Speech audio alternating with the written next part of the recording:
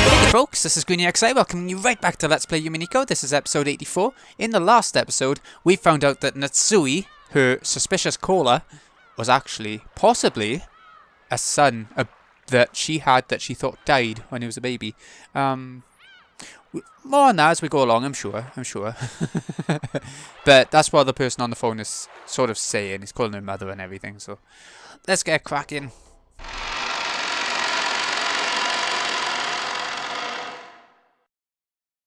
And it was playing it up as well. Like, we're starting the second day. That's when it's all going to kick off a bit. And that's when it gets a bit more exciting, I think.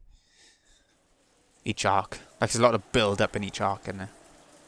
Was it someone's alarm clock? Beep, beep. Beep, beep, Billy. An electronic tone repeatedly rang out through the room. Battler, who had gone to bed late and not managed to get enough sleep, covered his head in his blanket and waited for someone to turn off the alarm. But no matter how much time passed, the electronic tone didn't stop. I see. The point of an alarm clock isn't just to be loud enough to wake you, but to be annoying enough to keep you from wanting to fall back asleep. Hey, the alarm's going off. Make it stop, please. Why do waking up voices always get this annoyed? It does make sense. After all, people are still sleepy and in a bad mood. However, there was absolutely no sign that my annoyed voice had caused anyone to turn over in their sleep, or crawl out of bed to stop the alarm. Letting out a deep sigh, I stumbled to my feet. With the shutters down on the windows, there was almost no light getting in, and the room was as dim as it had been earlier. Though, even without the shutters, there's no way this dull weather would let in enough sun to make this a pleasant morning.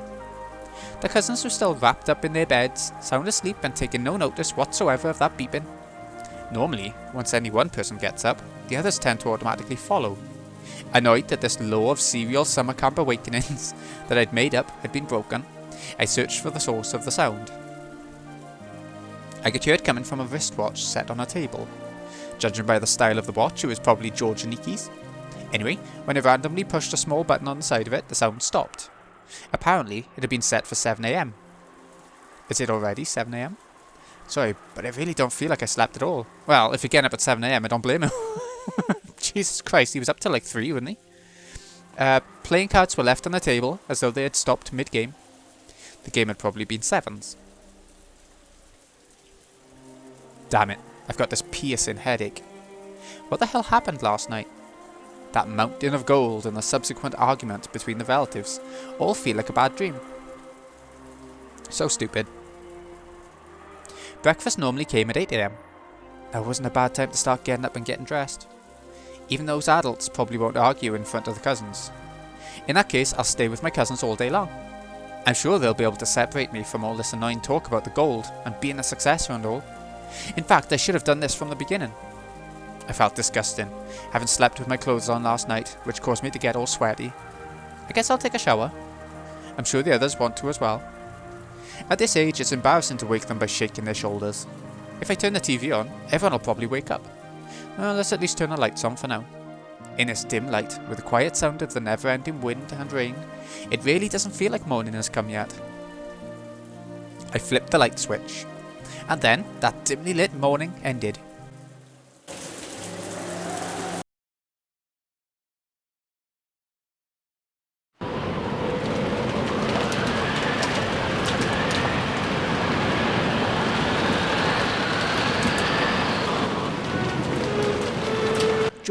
George!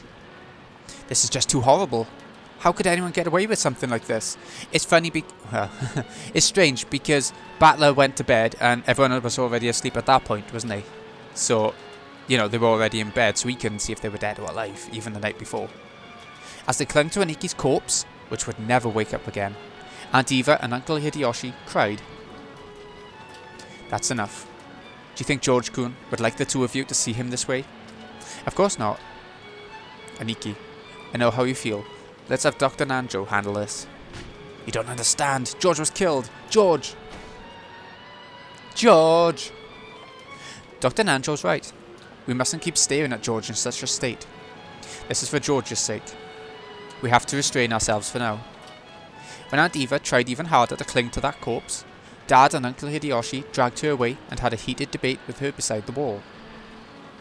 No, George! Dr. Nanjo, help him! If he's lost too much blood, to a blood transfusion. George and I are the same blood type. I beg you. Dr. Nanjo. Eva-san, it pains me to say this, but your blood can't do George-kun any good now.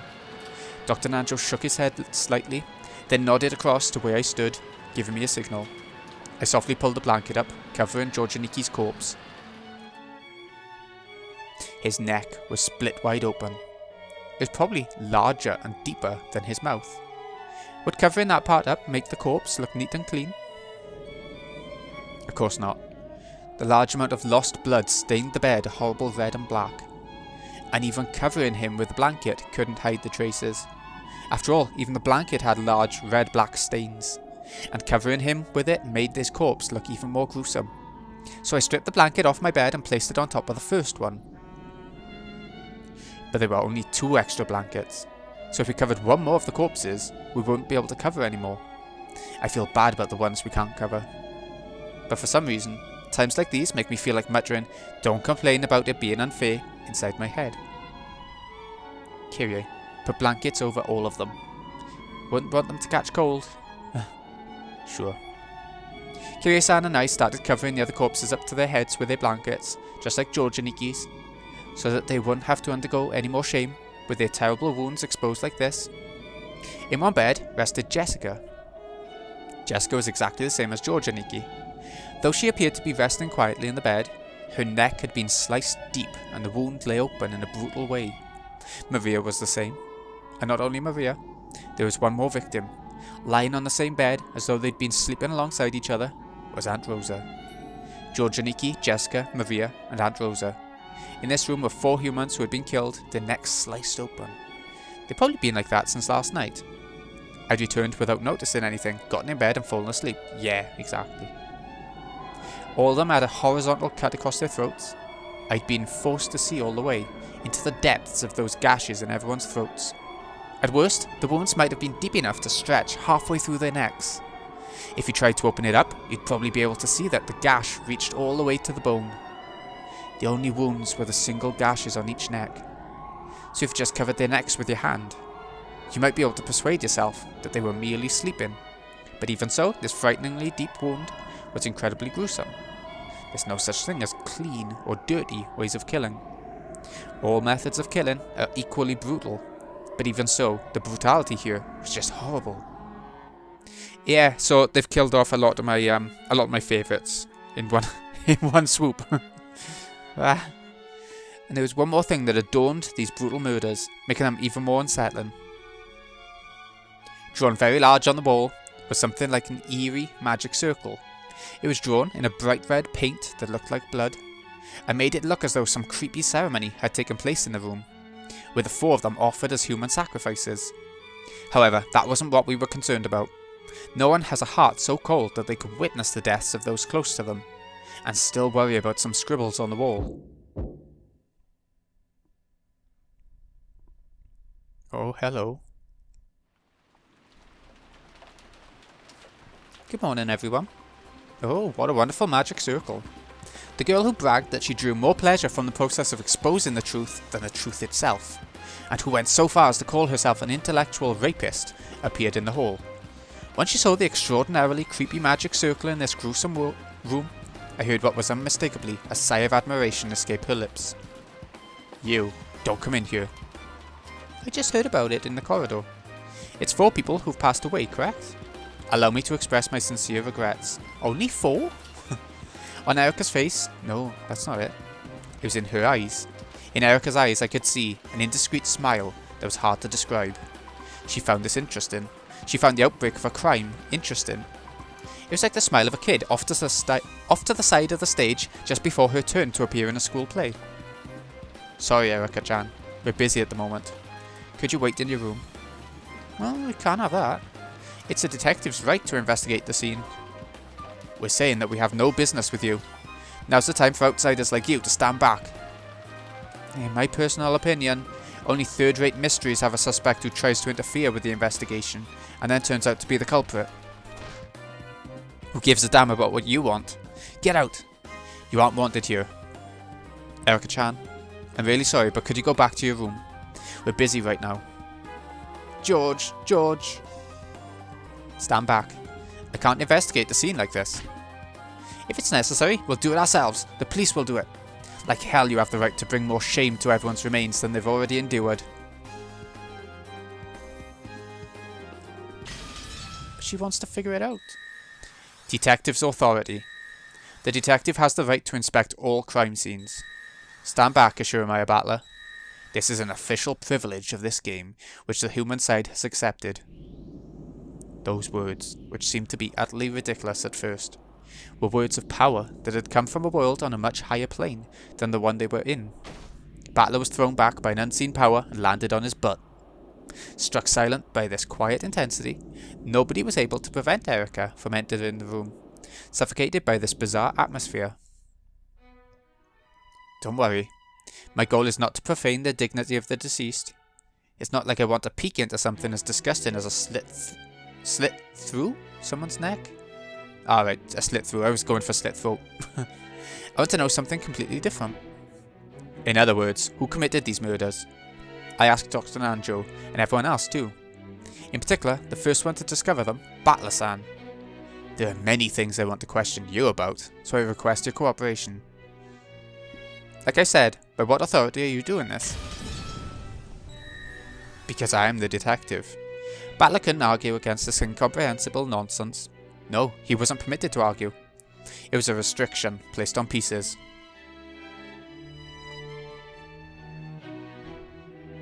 Erika summoned Dr. Nanjo and heard the details of his preliminary examination of the corpses.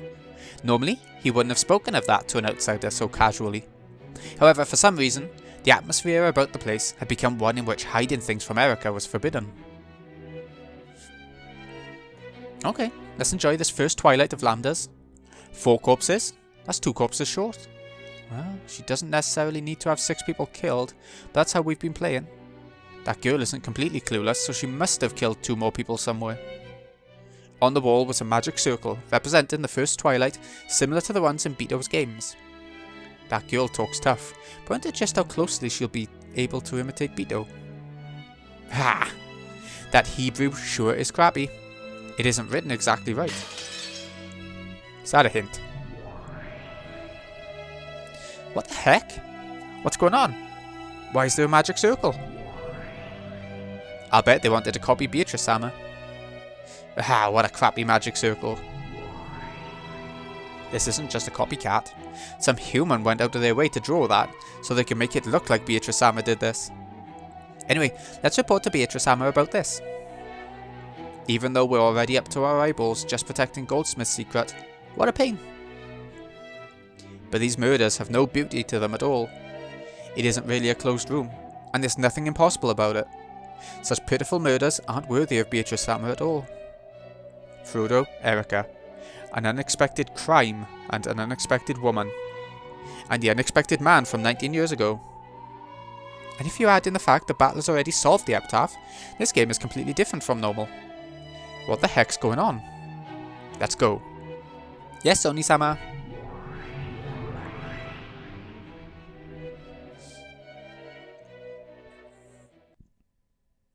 Yeah, they're the ones who normally do the other twilights, aren't they? Like a stake through the leg and all that stuff. In the kitchen, Goda was preparing a wonderful breakfast at a brisk pace. The main dish would be herb omelettes. Even simple foods could become an invigorating feast under Goda's skillful hands. You'd pre-cook everything beforehand and prepare the food in the dining hall right before everyone's eyes. Pan, pan, pan, pan. Goda hummed as he continued his work in high spirits. When Shannon, who was helping out, saw Goda like this, her mood also brightened. She arranged a salad in a neat little pattern and showed it to Goda. How is this? I think it makes the tomato look a bit cute. Very nice. You really know what you're doing, Shannon-san.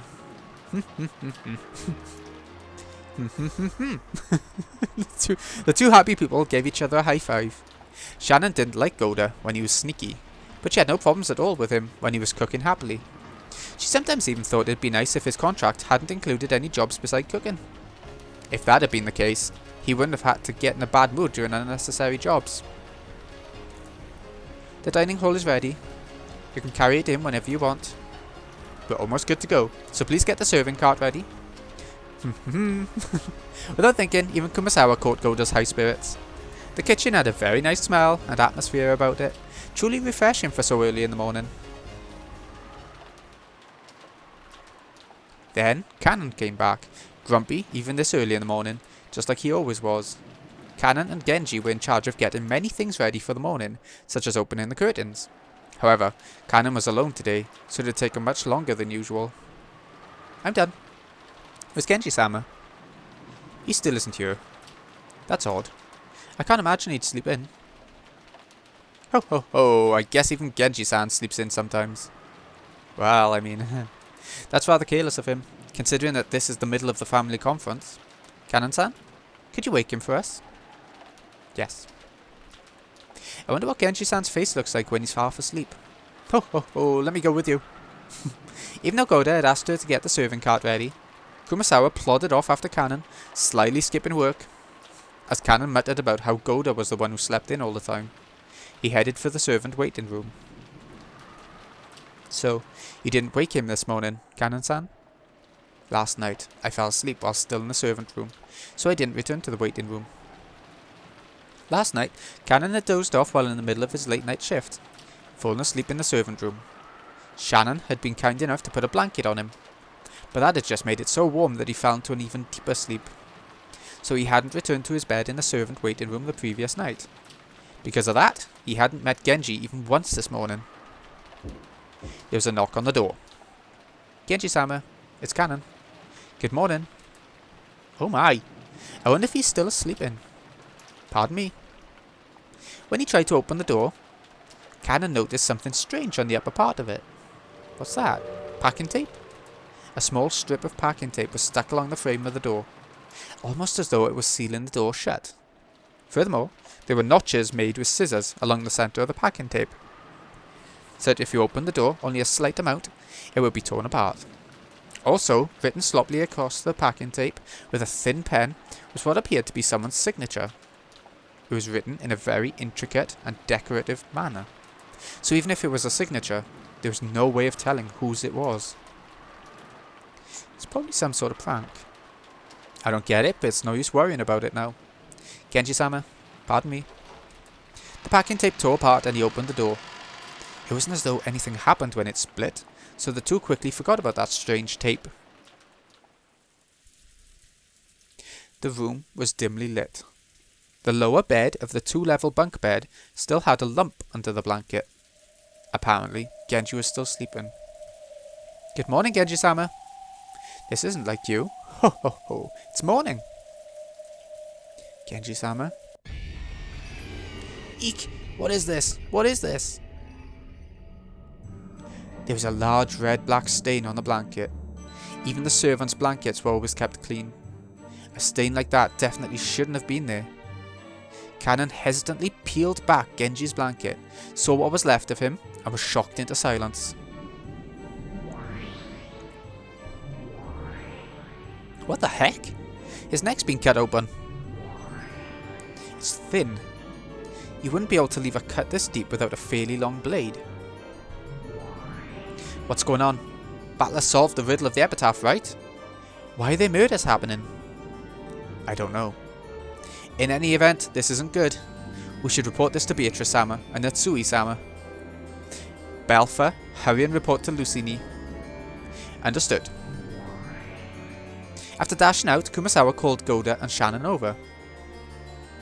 Then this new pair let out screams identical to the first two. No! Don't stop making breakfast, Goda. Is now really the time to be saying that? There's no chance they'll have a quiet and peaceful breakfast on the second day. I have a bad feeling about this.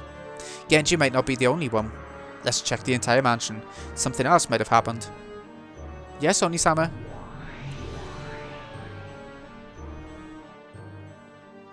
Who's the last one of the first twilight? Natsui sprang awake at the sudden sound of the phone. Oh, not her.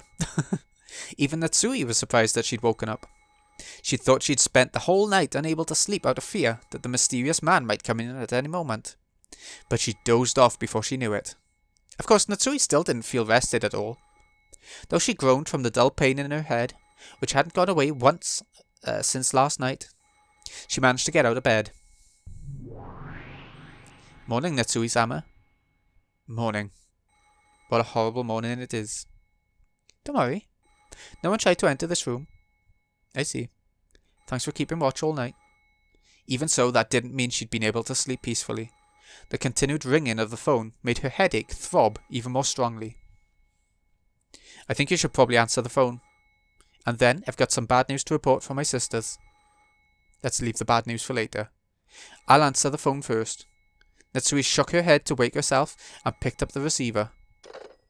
Then she regretted not listening to Lucifer's bad news first, because she wanted the first thing she heard on this horrible morning to be something better than this. Morning, Mother. Did you sleep well? That voice told her that this horrible morning, this nightmare, would not stop. I kept my promise. I've been holed up in this room the whole time. Of course, I haven't been on the phone either. But you did pick up the phone just now, did you not? That's a trick. Ha! Just kidding. This is just a morning call I'm giving my beloved mother. Morning, Mother. How far do you intend to mock me?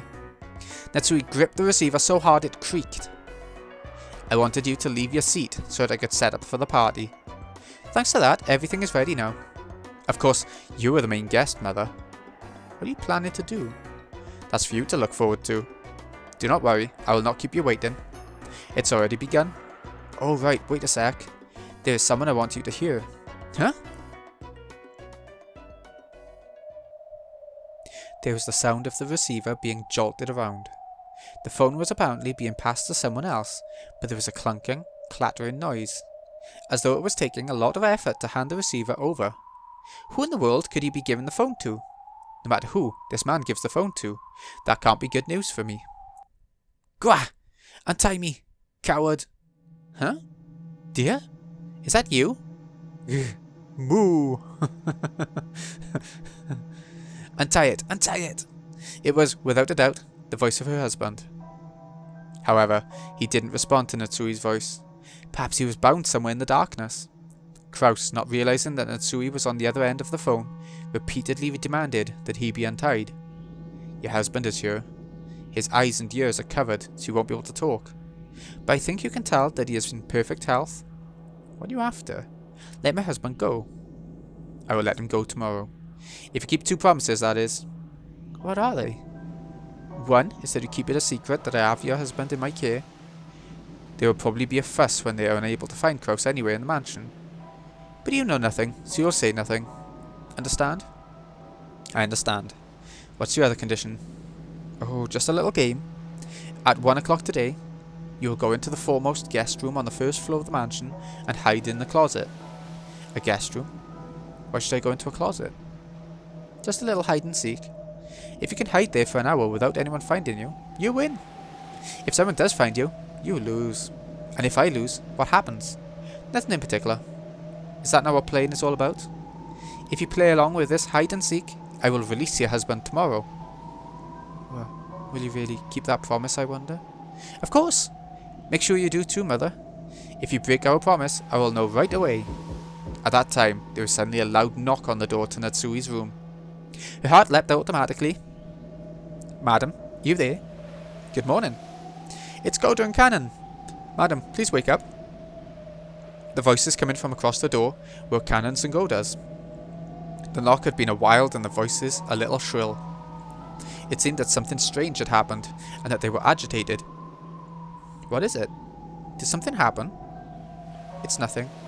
It looks like the servants have arrived. I'm hanging up. Sure. I've said everything I wanted to. So do not break our promise. I understand. And you don't break our promise either. You have it wrong. That's for you to decide, Mother. Do not make me break my promise, Mother. Ah! I will be watching you all day today, Mother.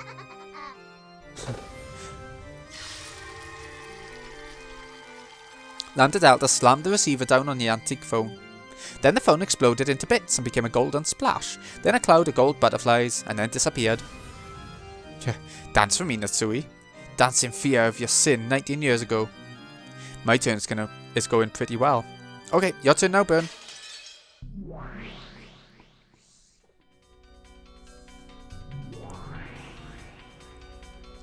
sure this is a waste of time, but let me confirm whether correspondence with the outside world, including reporting this to the police, is possible or not. It's impossible to make use of the external line. Looks like you can use the internal line. It's impossible to use a boat inside the Typhoon.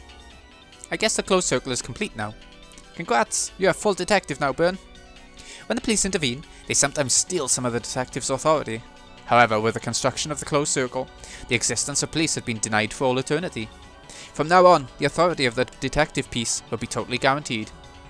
Don't think I've heard this song in the game before, I don't think. Yeah, thanks a bunch. Then I guess it's time to get the game started. Erika, you're the main character. Now begin. Even Genji-san? 5 people have been killed? Yes. And it was so horrible. It was exactly the same as the 4 in the guest house. The neck was sliced open with a terribly sharp blade.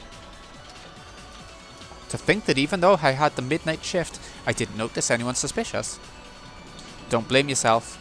If you'd bumped into the culprit, you might be the one dead right now. On top of that, the phones aren't even connecting. I doubt any boats will come in this weather. This is serious. And that makes it very likely the culprit's still nearby. I wonder who the 6th person is. I'm trying to think. Eek! Then what? Does that mean we'll be trapped here with a murderer until the Typhoon passes and the boat comes? It'll be okay. If we all stay together like this, even the culprit won't be able to lay a finger on us. Even Jessica. I can't believe it. We won't let ourselves be killed. I'll avenge George. I won't let them get away. No matter who the culprit is, or what their reason was, I won't let the one who killed George get away. I'll kill them. I'll kill them. Okay everyone, you done crying yet? Silence please. Has anyone seen Kraus-san yet? We've been calling him for a while, but he hasn't answered. Could the receiver be off the hook? No, we could hear it ringing. There's no way he didn't hear it. What's it mean? You don't think Uncle Kraus too? Figures. I hate to say it at a time like this, but there were 4 in the guest house plus Genji to make 5. I figured there would be one more. Why? How could you know that? Are you the culprit? Did you kill George? Stop it, Eva-san. Now is not the time. Eva got agitated and grabbed at Kyrie. Nanjo stepped in between them and it grew into a bit of a scuffle. Watching this, Erika smiled condescendingly and shrugged. Of course. It's natural you'd guess there were 6 victims after seeing the crime scene in the guest house. There were only 4 corpses, so it'd make you wonder who the other 2 were. How could you know such a thing? You killed them? You killed George? Quit it, Eva. Erika-chan, Kyrie-san. How can you know that? Can't you think before you talk? It's a simple connection to make. The scribble drawn at the scene of the crime in the guest house was a magic circle. I just tried to think of things connected to both magic and murders. Ah, so it's the epitaph, huh? I see. It's the first twilight. Huh? What's going on? Well, I don't have a clue either. Is that how it is? That damn witch. So is this really Beatrice Sammer's doing? Why'd you all keep talking as if you know something? I don't have a clue. Someone explain. I told you, Eva. Calm down a bit. That's how it is. Ever since I saw the magic circle at that crime scene, I imagined this might be a plotline murder following the epitaph's first twilight, which would mean there are 6 victims. Simply by the existence of the magic circle in that place, this level of reasoning is possible for Faroud or Erika. What do you think, everyone? So Uncle Kraus was also killed? We can't be sure of that. Kraus-san isn't the only person who hasn't come here, right? There's one more. For just an instant, Natsui's brow furrowed. So she hadn't been able to avoid the topic of the study after all. You don't mean Dad? Hey, someone must have contacted the study, right? Of course we called, and even knocked on the door. But there was no answer. Father is immersing himself in his research. He sometimes leaves the receiver off the hook because he doesn't want to be called and even ignores any knocking. But the phone was ringing. Anyway, let's first check to see that my husband's safe. Let's go to his room. Natsui stood up in a flurry and dashed out into the corridor. Rudolph and the others immediately chased after her, telling her to wait. Come on, let's all go together. In both third-rate mysteries and third-rate horrors, people who act alone tend to die first. This game is just the same. Beat really is third-rate.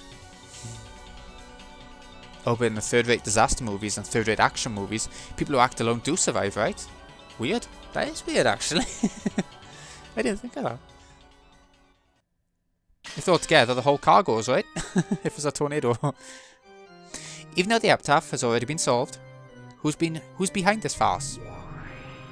It might be the work of this man from 19 years ago, who's thought to be Lady Lambda Delta's piece. Ah yes, that can't be true. In the games up until now, Beto has already stated that Kinzo has vanished, meaning that no more than 17 people exist and no 18th person exists. Now that Erika has been added, it's been stated that no 19th person exists. There's no room for this man from 19 years ago to appear on the island. So the man from 19 years ago is disguised as one of the existing humans? Or else?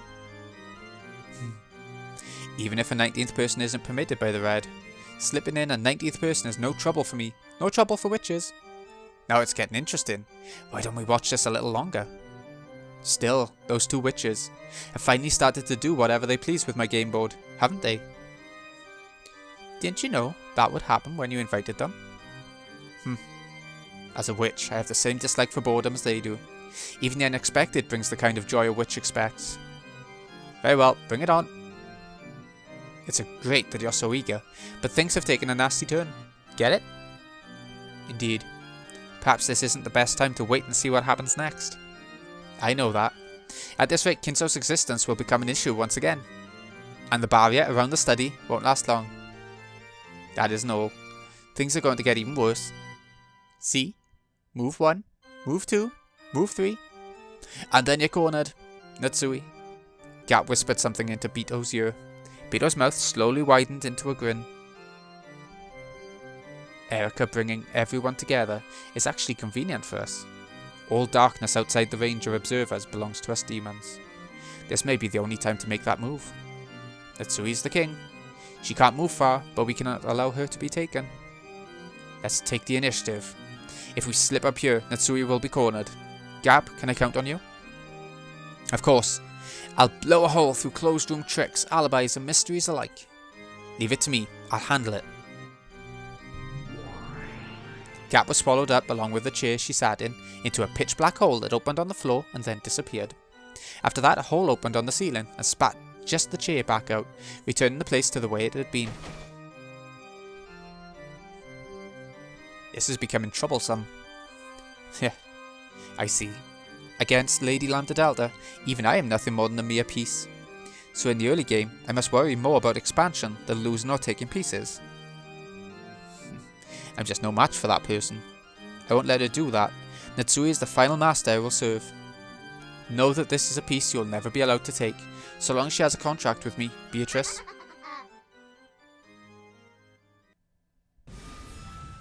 Krause's room was empty. The bed was too, but massive bloodstains similar to the other crime scenes remained. But there was no corpse. Nope. Then he isn't dead. Maybe not. What's going on? Where's Nissan? Judging by this bloodstained bed, I don't like to think about it, but we should probably assume that he was killed and had his neck cut open, just like the people in the guest house. Probably. Judging by the amount of blood lost, it's hard to imagine that he's okay. But where did Crowshammer go? Large amounts of blood stained the top of the bed, but there were no similar marks on the floor of the room. Whether Kraus had been seriously wounded and wandered off somewhere, or killed and carried somewhere, they had no clue where this somewhere might be. Natsui knew. Though Kraus had been sounding far from his best over the phone, at least he hadn't sounded like he was on the brink of death. In other words, these bloodstains had to be a setup. That might not even be blood. However, just what was that man thinking? What's this supposed to be? What the heck? So on the first Twilight, there were 6 sacrifices. Was Kraus Nissan in the habit of locking his door? We just came in without unlocking her. Yes, Kraus-sama also has a habit of locking up. At this house, Madam has ordered that all non-public areas be locked. How many keys can unlock Uncle Kraus's room? In addition to the 1 key Kraus-sama held, there's the master keys. Oh, all that stuff about keys is a pointless argument. Did you forget that Kenji-san's already a victim? His master key is missing. That means all the locks in this mansion are meaningless. How boring. In other words, no closed room murders have existed or will exist in this mansion. Sheesh. This is getting to be a pretty boring mystery. Erika laughed off this murder in disappointment, as though it was something she was watching on TV. I can't understand it. Why is her world so different from ours? It's almost like she's in a separate dimension from us. Was Jessica also like this in a bed? Yes, that's right. Just like George, her neck was cut. Jessica. Let me be with Jessica. I haven't even seen Jessica's face yet. Jessica! Jessica! Wait up, Natsui-san. The culprit might still be hiding nearby. It would be dangerous to let her be alone. Natsui flew out of the room and dashed towards the guest house this time. It was only natural. Natsui still hadn't even seen Jessica's dying face. Everyone probably thought that. Of course, even Natsui was half thinking that. The other half was her desire to shift everyone else's attention away from the study. Strange crimes had occurred, the gold had been discovered, and some relatives had even recommended Battler to be the successor. Even in these twisted circumstances, she had to protect Kinzo's secret. If my head is going to be racked by this suffering anyway, please just let my head explode right now. That way, I won't have to suffer any longer.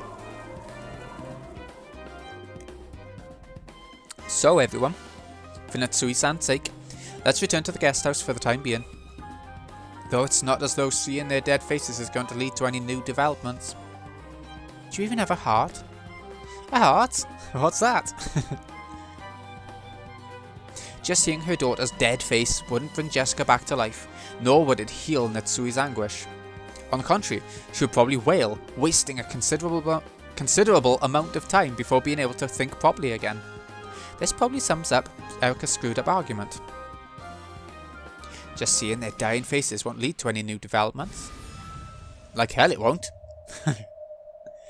Bito's pieces have brought about a really interesting change.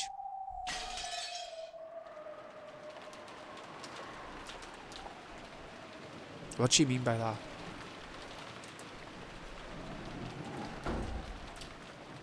What in the... Natsui flew into the cousin room on the second floor of the guest house, and was struck dumb by the blood-stained beds and the eerie magic circle, which looked like it might have been drawn with the victim's blood. Where's Jessica? Where is she? Jessica! In that bed. A bed? Where? Huh? George? Where is he? Wait a sec, what the hell is going on here? We made sure to lock this room when we left, right? We can now be certain the culprit has a master key. Once again, my reasoning was correct. Who cares about that? Where did they go? Where did everyone's corpses go? Hehe, nice trick. Hey, look, it's magic, right? That gap who's with Bito hid the corpses somewhere with magic. All of us moved together.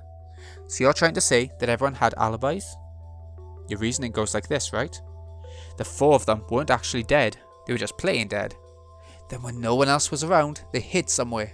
Am I right? You don't intend to proclaim any of their deaths in red now, do you? Of course I won't.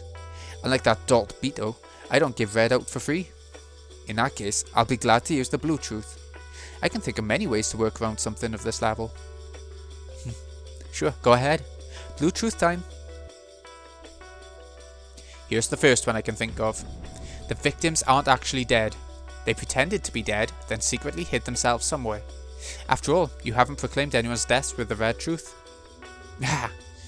Even though you've been shown the gaping wounds, you're still trying the one principle. As long as there's no red, right? But don't get your hopes up. I'm not giving you a freebie red truth. After all, I just have to deny it all at once at the end of the game, at midnight on October 5th. The Witcher's side has such a big advantage. It'd all be over now if that stupid battler was my opponent, but you aren't like that, right, Byrne? Of course. Anyone could have thought of that silly move. I have more. Second one. Kraus carried the corpses off and hid them.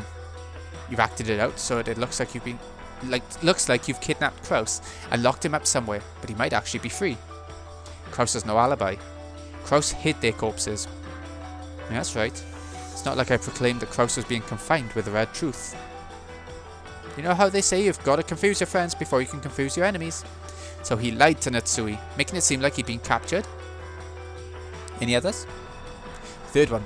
The corpses were different people in the first place. They were substitute corpses that closely resembled the victims. George and the others were hiding from the beginning and later cleared up those substitute corpses. These corpses were dead from the very beginning, so they don't count towards the number of people on the island. That's messed up. So even though all those people gathered around and saw their dead faces, none of them realised they were substitute corpses. Since you haven't used the red truth, it's a possibility that everyone misidentified all the corpses. Though if you feel like repeating, no one would misidentify a person, I'll withdraw that claim immediately, okay? No way! I'm not falling for that. The red truth's only useful if you use it with flash, right? I'll take a single truth out of a large pile of blue and smash it with the red. Then the rest of the blue truths will be swallowed up by darkness before you can find out whether they were right or wrong. That darkness is the world of witches. You won't be given any truth at all. This girl acts like she's stupid, but she's not bad at all. She'll never rise to provocation. Looks like she understands the darkness of magic even better than the true game master, Beto. And apparently Gap also understood that well. That move of hiding the corpses. It was pretty effective for both Lambda and Beto. In any event, I've thought up a full 3 theories about the disappearing corpses. 3 blue wedges for a single riddle. That doesn't mean she can just deny one of those 3. Unless she eliminates all 3 wedges, this riddle has been defeated. That's the ironclad rule of witch hunting. A single wedge isn't nearly enough. Only vampires die from a single stake. Compared to witches, vampires are weak. True witches won't die unless you stab them all over with stakes, right? It's the same with assassins, isn't it? It's only in Japanese manga that you see assassins kill their targets with a single perfect shot. Real assassins will empty out an entire magazine's worth of bullets. That's how you do things, right? Of course, it's the same for me. But it's this girl we're talking about, so she might slice it all in 2 with a single swipe of the red. By simply letting off a few quick lines confirming their deaths and Krause's innocence with the red, she can remove all 3 of my wedges. That's okay. When the red truth does come out, I just need to follow along with it and stab her full of blue wedges again. This is how a game of witches play out. It's so fun. Battler's sluggish battles always piss me off, so I'm loving this. Yeah, I understand, Lambda.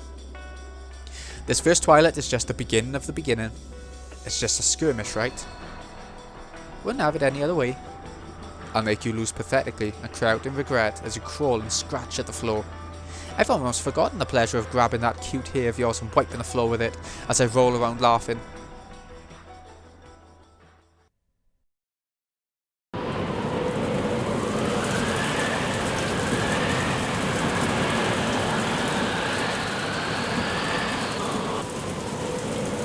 The servant waiting room in the mansion had once again gone silent. There lay Genji's corpse, which had been covered completely with a blanket. In the ceiling of this cramped room, a pitch-black hole appeared. Captivating legs sprouted out, and Gap floated downwards. Sorry, Genji. You probably want to enjoy your eternal sleep right there, but that's not going to be possible. Please disappear from this place, so that you may serve Natsui, the final head of the Ashuramaia family, even after death. Gap stripped off the blanket as she said this to Genji, who was sleeping peacefully. Then she stared at the deep wound in his neck. That's a nice cut. It must have been made with a single slice. Is anyone who's capable of this manifested yet? Not good. I can't think of anyone decent who might be capable of this. It goes without saying, but witches are capable of summoning beings with a strength proportional to their own ability. The great Lady Lambda Delta called that being here as a trump card, 19th person. Even optimistically speaking, this is on par with Ronave and me. A pitch black hole opened on the bed, and Genji disappeared as though the bed had swallowed him up. Just like the 4 in the guest house, Genji's corpse was also hidden in some unknown place. It was a place that no one could find, located neither within this world nor the next. No longer would anyone be able to find their corpses. No longer would anyone be able to confirm their deaths. She carried Genji's corpse to this place of endless silence, where it would never be disturbed. When there's no corpse, a person goes missing. When a person's missing, people both suspect that they might be the culprit and suspect that they might be victims, truly like the inside of a cat box. The darkness inside of cat boxes that will never be opened is where we demons and witches reside. You're a bit too slow, Miss Great Detective. Gap licked her lips and gulped. I wonder why Gap-sama is going around hiding corpses. I don't know. But Gap-sama is pretty cool. She's just so awesome. Don't be stupid. What happened to standing guard? The humans are returning from the guest house. Gap-sama? Yes, let's disperse. There should be enough to give Natsui a way out. Gap jumped into a pitch black hole that had opened near her feet. Mammon said, "I'm going in too," and jumped in, followed by Asmo, who said, me too, and hopped in giggling. As Satan hesitated over what to do, the hole closed. And you call yourselves members of the Seven Sisters of Purgatory? How childish. So stupid. Satan went bright red and got angry all by herself, then turned into gold butterflies and disappeared. It seems Gap has succeeded in moving the 5 corpses. Well done. However, the next part's tricky. They'll probably be somewhat surprised at the disappearance of Genji's corpse, but their interest will most likely swing back to Kinzo's study after that. There are 2 keys to the study. It's fortunate that Natsui is in possession of both. If she had left one with Genji, it would probably have fallen into Lady Lambda Delta's hands by now. It seems that Lady Lambda Delta has no intention of hiding Kinzo's death. Apparently she plans to fight while ignoring the moat, towers and ramparts that you have created. This has become a strange triangular confrontation. We're all each other's enemies, but we will sometimes join forces without notice. In a 3-way fight, just when you think it's 2 against 1, it suddenly becomes 1 against 2. That's what it's like. That Chinese battle royale. Don't you think it's like that Records of the Three Kingdoms thing? Oh, the Longzong plan. That's quite a sophisticated analogy to hear coming from you. There were 3 empires in Records of the Three Kingdoms, weren't there? Wai, Wu, and Shu, right? That sounds just like us. So which empire won out in the end? The power that gained control in the end was the Jin dynasty. The 3 empires you mentioned were all destroyed. Oh? I didn't know that. I thought one of the 3 empires won. Didn't the Wai, I'm ruining that, have an overwhelming advantage? They had the position of emperor stolen from them, and their empire was subjugated and destroyed. The Sima clan, a noble family that Cao invited in as advisors, eventually gained central control in a power struggle and took over the country. So they were invited in as advisors, and they seized control. Very interesting. That Lady Lambda Delta... Pardon me? The humans have confirmed the disappearance of Genji's corpse in the servant waiting room. They have started moving towards Lord Goldsmith's study. Interesting how they're doing the story in this one, skipping bits and just having other people talk about it. Richie! They're coming! Let them come. The humans and the witches of certainty and miracles. If this is a 3-way fight, then we've got humans, witches, and... what should we be called? If the thing we're protecting for the time being is Kinzo's phantom, so we phantoms then? Ah, it's ending off there. Okay, before they go to Kinzo's study. And that's an interesting time to end it, because this whole arc has been about hiding Kinzo, you know? So, how's it gonna go? 8:45. Oh, right, I see. So it's gone from, what was this, 7 o'clock at the start of the last part, up to about 8:05. Okay. So 5 people have died. Who's the 6th one gonna be? Who could it be? So, this has been GreenyXI. Hope you've enjoyed. Thank you so much for watching. I'll see you again in a bit when we see what happens at Kinzo's study. Thanks for watching, folks. See you again in a bit.